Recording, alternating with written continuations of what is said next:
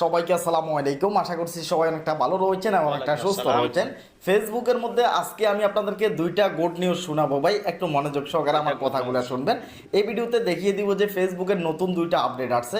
এই দুইটা আপডেট আশা করতেছি যে যারা ফেসবুকের মধ্যে কাজ করতেছেন, যারা মনিটাইজেশন পান নাই তাদের জন্য গুড নিউজ, আর যারা অলরেডি মনিটাইজেশন পাইছেন তাদের জন্য কিন্তু এই ভিডিওটা সম্পূর্ণ গুড নিউজ হতে চলেছে।